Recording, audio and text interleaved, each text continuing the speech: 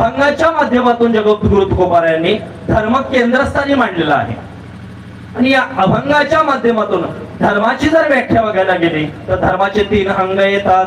पण धर्माचे 3 अंग येताना पहिल्या अंगामध्ये देहाचा धर्म येतो, नंतर संतांचा धर्म येतो आणि त्यानंतर देवाचा धर्म येतो. आता याच्यामध्ये धर्म हा शब्दच पुढे घेतला तर हिंदू, मुसलमान, शीख, ईसाई, जैन, बौद्ध, फारसी आदी करून अनेक धर्म आहेत.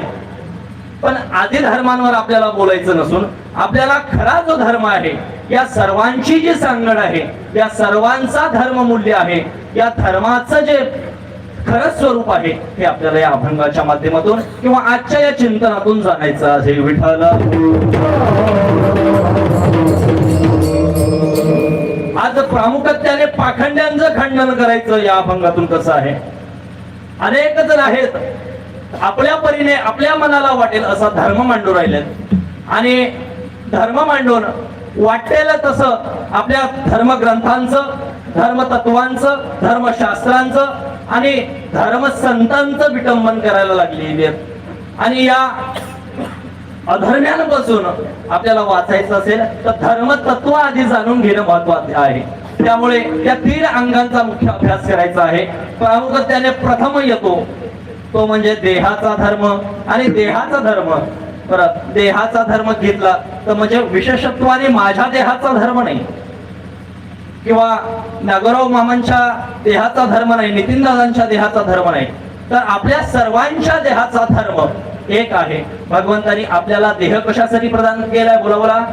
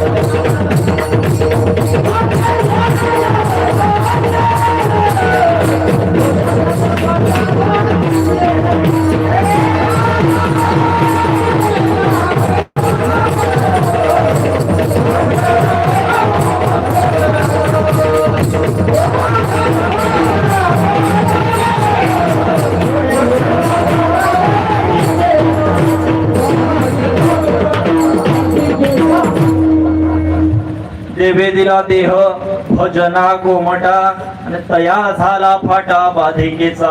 बरं, आपल्याला देवाने देह भजना गोमटासाठी, भजन करण्याकरिता, कीर्तन करण्याकरिता, नामस्मरण करण्याकरिता दिलेला आहे. पण आपण काय करतोय की विषय सुखामध्ये किंवा या भौतिक जगतामध्ये अडकून विशेषत्वाने ज्या गोष्टीसाठी देह दिला हे विसरून आपण बाकी गोष्टींकडे जास्त लक्ष देतोय. परमार्थिक खरं जे स्वरूप आहे ते खरं स्वरूप आपण सोडून देतोय आणि पैशाच्या जास्त मागे लागतोय. तर महाराज पाकिट घेणार नाही असं नाही, महाराजाला पाकिट घ्यावंच लागणार आहे कारण त्याची ही उपजीविका आहे. पण धनाचं संकलन न करता, म्हणजे आपल्याला काय घरातल्या खोल्या भरून ठेवायच्या नाही, पारमार्थिक रूपाने जे आपली उपजीविका चालेल, संसाराची उपजीविका चालेल आणि पारमार्थिक स्वरूपाचे सुद्धा कार्यकारिणी किंवा पारमार्थिक स्वरूपाचा धर्म सुद्धा आपल्याला पुढे नेता येईल. यासाठी देवानी देह धर्म दिलाय आणि देहाचा धर्म पूर्णत्वास नेण्यासाठी सर्वप्रथम आपल्याला भजन, कीर्तन, नामस्मरण आदी करावं लागतं. तर आपण या भानगडीत पडत नाही कारण आपल्याला बाकी काम आहेत ना. त्यामुळे हे पुढच्या जन्मी बघू. हा विठ्ठल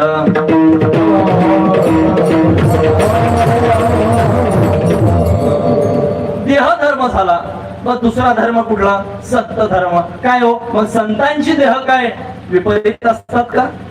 संत काय देहामध्ये नसतात का?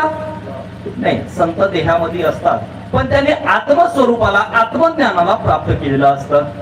त्यांना ब्रह्मज्ञानाची प्राप्ती झालेली असते. त्यांनी अंतर्मुखी जाऊन स्वतःच्या आत्म्याला परमात्म स्वरूपाशी एकाग्र केलेलं असतं.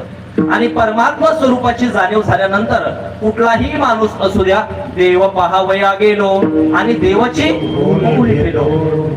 स्वतः देव बघायला गेलेला, जो आत्मज्ञानाला बघायला गेला, तो ब्रह्मज्ञानाला आपोआप पोहोचतो. त्यामुळे संतांना ब्रह्मज्ञानाची प्राप्ती झाली. नवे नवे संत ब्रह्मच आहेत. देवते संत, देवते संत निमित्त त्या प्रतिमा, असं साक्षात ते देव रूपाने संत रूपाने देवाचाच एक अंश आपल्याला आला. मग तसं बनायला गेलं तर शास्त्र काय सांगते? अहम ब्रह्मास्मी तत्वमसि. बरं, ह्या संज्ञा वेदांच्या आहेत. मग तुम्ही म्हणताय की अहम ब्रह्मास्मी, मी स्वतः पण ब्रह्म आहे. तत्वमसि, तू सुद्धा ब्रह्म आहे. मग तू ब्रह्म आहे, मी ब्रह्म आहे, मग स्वतःच्या आत्मज्ञान तुम्हाला का नाहीये? तुकोबाराय म्हणतात की ह्याच आत्मज्ञानासाठी तू धर्माचं आचरण कर. या संतांना स्वतःचा धर्म कळलेला आहे. साक्षात त्यांना आत्मसाक्षात्कार झाला आणि देहाचा जो धर्म आहे तो त्यांना कळला. त्यांनी धर्माचरणाला सुरुवात केली आणि अनुभव आले अंगा ते या जगात येत असे. त्यांना स्वतः अनुभव आले आणि अनुभवा वाचून बडबडते. अनुभव आल्याशिवाय आपण जे काही बोलत असतो ते निमित्त एक फालतूपणा होऊन जाईल. बघा, अमृताची गोळी पुढील सांगसी आणि आपण उपवासी मरोनिया किंवा आपण उपवासी राहुनिया. अमृताची गोळी लोकांना सांगायलाय की मी अमृत चाखलं, किंवा गुळाची चव तुम्ही लोकांना सांगायले गुळ गोड आहे, गोड आहे, आणि शुभम दादांनी त्याच्यामध्ये चटणी टाकलेली असेल तर ते तिखट लागणार ना. मग गुळाची तुम्ही त्याची चवच चाखली नाही आणि ब्रह्मज्ञानाच्या किंवा अमृताच्या गप्पा लोकांना सांगून काय फायदा आहे? मग देहाचा धर्म तुम्हाला माहित झालेला नाही, त्यापासून तुम्ही वंचित राहिलाय, त्याची तुम्हाला जाणीव नाही, त्याची तुम्हाला उणीव आहे. त्यामुळे संतांना त्याची जाणीव झाली आणि संतांचा धर्म संतांनी सांगितला की संत आम्ही आलोय याच्यासाठी.